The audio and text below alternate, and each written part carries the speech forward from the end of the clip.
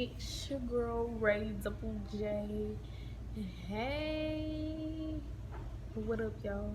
I'm back with another freaking video. I'm back with another freaking video. Back with another freaking video. So, if you haven't already, make sure you go comment down below. Tell me what you think about this video. Make sure you give the video a thumbs up, hit that like button, the thumbs up button right there. Just look down a little bit. It's right there, y'all. It's right there. Just hit that like button for me, please. Hit that like button right there. Hit that like button. And most of all, subscribe. Subscribe if you watch my videos every time you scrolling down your time feed and you see a video. If you click on that video every time you watch it, go ahead and hit the subscribe button. Like, if you watching my videos, hit that subscribe button. I don't see why it's so hard. Like, why you don't want to support your girl? Most of y'all know me. Why you don't want to support your girl? Like, what's up? What I do to you? What did I do to you? I'll wait. Comment down below what I did to you. Okay? But anyways, this is a story time video about what happened to me. What happened to me this morning. So, my car broke down. Yeah, my car broke down this morning. I'm driving to work. Let me reverse. Let's start over.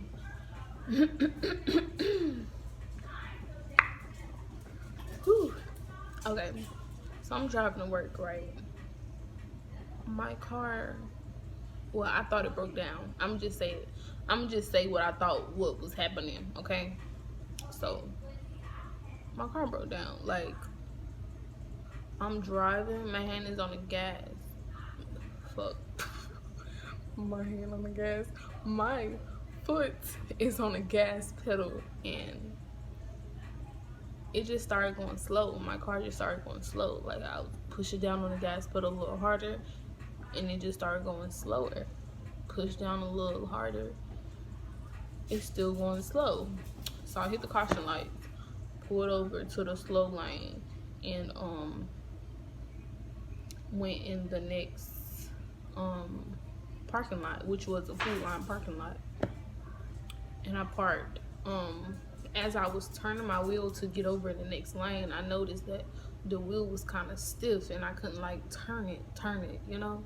It was real stiff. I could barely move it. Like, I had to like really pull the wheel down just to turn the freaking wheel so my car could move over.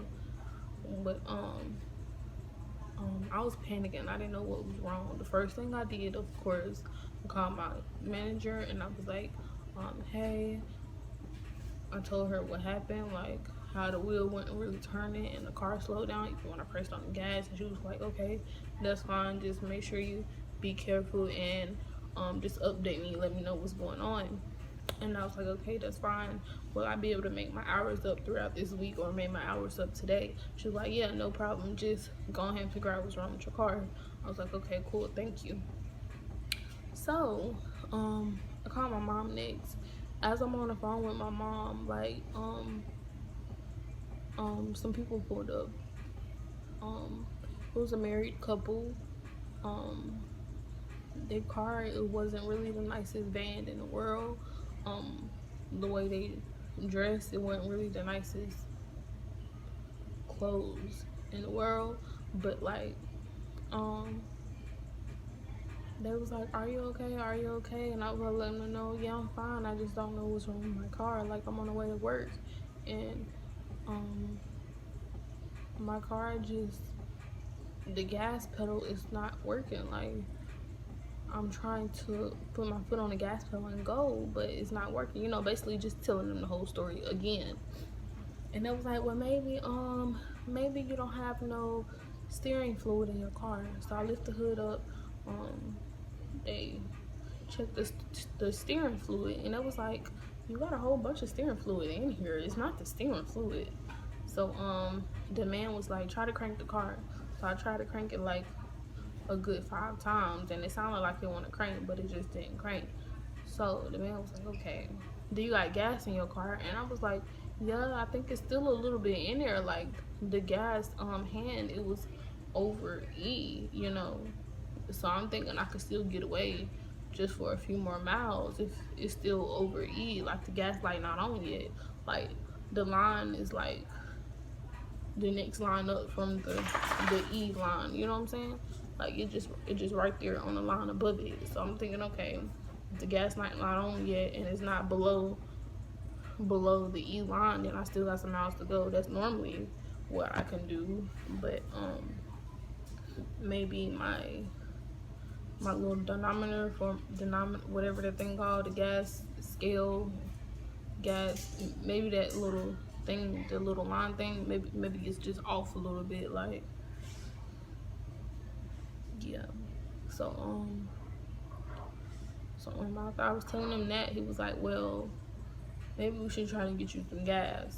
So we trying to figure out what jug I can use to go put some gas in the jug and put some gas in my car. So the first option was either use a empty oil bottle that I had in my trunk, because I got some problems with my oil right now in my car. So I got a whole bunch of oil jugs. I mean the big jug, the 20 something jug oil in my.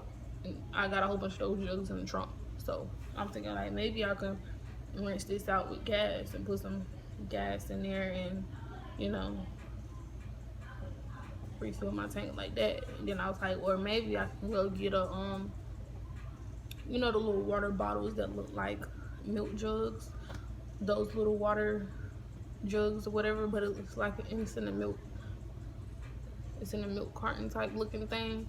So maybe I was like, maybe I'm gonna get one of those, pour the water out and rinse it out with some gas and put gas in there and use that. And I was like, no, I wouldn't trust mixing water and gas. No, I wouldn't trust mixing oil and gas.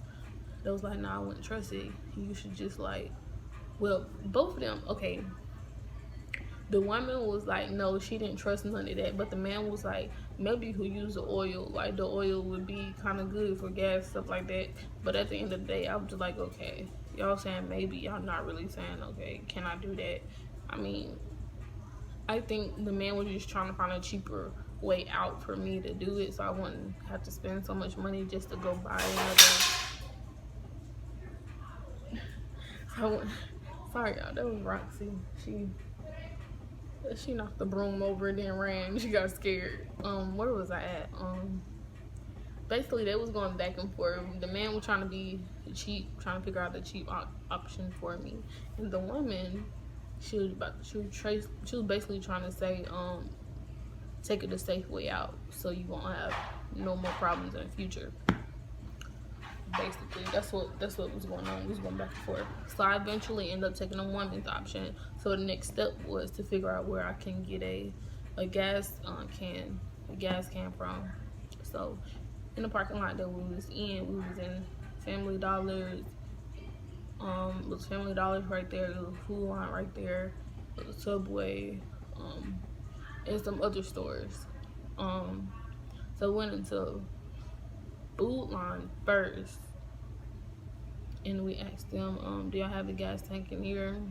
And it was like, no. So we went next door to Family Dollar, and they had one in there for 15. Yeah, they had one in there for 15, so I bought that. And the lady was like, I can drive you across the street to the gas station so you can get your gas real quick. And the man was like, he was gonna stay in the parking lot and watch my car. So I was like, okay, cool, thank you so much. But I got my keys with me, I got my phone with me, and I made sure my door was locked. Yup. But yeah, we were driving across the street, and she was like basically telling me a little bit about, you know, their situation, what they going through, and yeah, I don't want to tell y'all all that right now because that's go ruin the story. That's gonna ruin the reason why I'm saying it's story time. So we went to go across the street to the gas station, and yeah. By the way, this is my first time running out of gas, so I ain't never had to go through this before. So we went across the street to the gas station, and the lady was like, bring the gas can in there so they won't be like, what are you doing? You know, why are you putting gas in there? You know, she like, just make sure they see what you're doing so they won't have no problems and they won't say nothing. And I was like, okay. So I brought the gas can in there, and we get to the register, and I was like, the lady was like, this all for you? And I was like, yeah, can I just get, I said, can I get 15 on pump 1? But the gas can, the man that was in the back, he was like, you can't put $15 of gas in that gas can. That's not gonna be enough. And I was like, well, can I get 10? He was like, no, that still go overflow. And then it was like, you should do just $5, no more than $5. And I was like, dang, that's all? Like, I was real surprised. Like, them gas cans was big. I guess I didn't really, I don't know what I was thinking, but I thought you can get a whole bunch of more money in that gas can.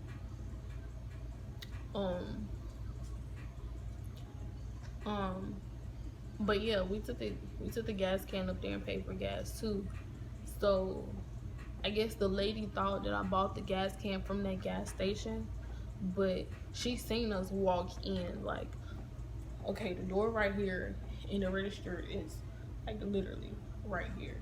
Like, we made eye contact. Like, we looked at each other when I walked into the door. You seen I got this can in my hand. We walked right up to the door and in front of her face while it was 2 people in line. We walked right up to the door, gave each other eye contact, and I stood right in line with the gas can in my hand. But to find out, she charged me for the gas can and the gas.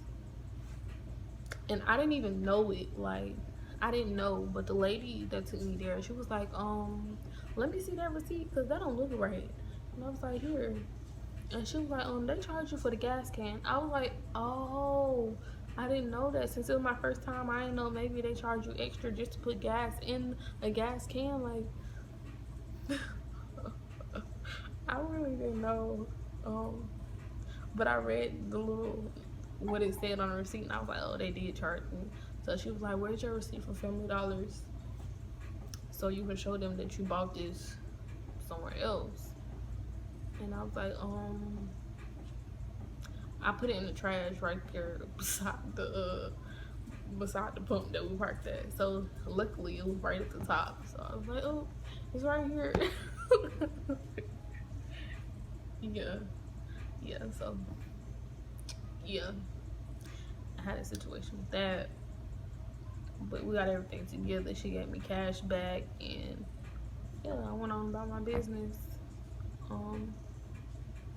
She was doing everything for me. Like, she was like, she took the little cap off for me. She put gas in the tank. The lady that's helping me. That's who I'm talking about. I can't remember her name, but the lady that was helping me, she took the top off the gas can for me. You know, fix it up to how it's supposed to be. Put the gas in a little thing for me. When we got back to the car, they was putting gas in my car for me. You know, yeah. I was like, that was really nice. That was really sweet. But yeah, we got it situated. I cranked up the car, and my car cranked. I was so happy and relieved that that's all it was. Like, that was all it was. I was so happy. But yeah, I was telling them thank you, and I gave them a little love offering for helping me. But let me tell y'all a little bit about these people. This married couple, I think she said they got evicted out their apartment. Yeah, and they in the process of trying to look for a place, but every time they trying to get someone apartment complex like a down payment or something, they always do a background check, and they go back like 20-30 years. And I forgot what she said she got on her background check. I think it's something about like being late on bills or something like that, that's on her background check. But yeah, basically these people is living out their car with their son in the back seat. Yeah, these are homeless people, and they're helping me. Out of all the people that drove by, out of all the people that was in the family, the Food Line parking lot, out of all the people that was there, all the people that walked by,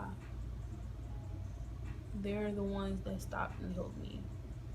Even though they struggling themselves, they still willing to help. You know, like, I'm about to start crying because I don't know, that really blew me. Like, yeah, I've been thinking about this all day. Like, out of all people, these people stopped to help. And their car really wasn't the best. Like, when she was driving to the gas station, she heard like little rattling and stuff like that. Like, their car wasn't the best already. She was on E herself. Like, yeah, that was really crazy. And she was telling me where they sleep, what parking lots they go to sleep at. And I was like, okay, I'll come by and check on y'all and stuff like that, which I am going to. I'm going to check on them. I didn't have that much cash on me, so I only gave them $10. Next time I see them, I'm probably gonna take them to get something to eat or something. But yeah, that really blessed me. Like, it don't matter. This is the message to everybody. It don't matter how low you are, even if you to your last $5. If you see somebody that's in a lower position than what you in, or not even in a lower position, if you see somebody that need a hand at that moment and you're there, just because you're not in a good position don't mean you can't go over and give them a hand. Yeah.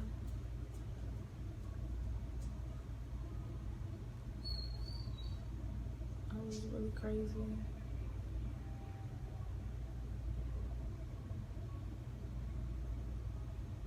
Homeless people helped me today, and they wasn't like no beggars or nothing like that. They wasn't begging, can you give me something to eat, can you do this, can you do that? They wasn't doing none of that. They were just willingly helping me.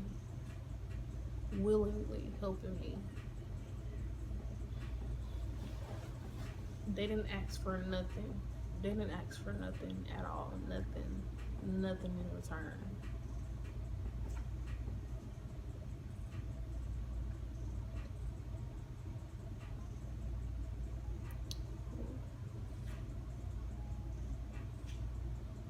I'm really getting emotional just thinking about it, you know. But yeah, that's my story time video for today. I just really had to get that off my chest. I've been thinking about it a lot today. Comment and let me know what y'all think about that story, and don't forget, like, comment, and subscribe to your girl. Subscribe to your girl. My arms are a little hairy, but subscribe, y'all.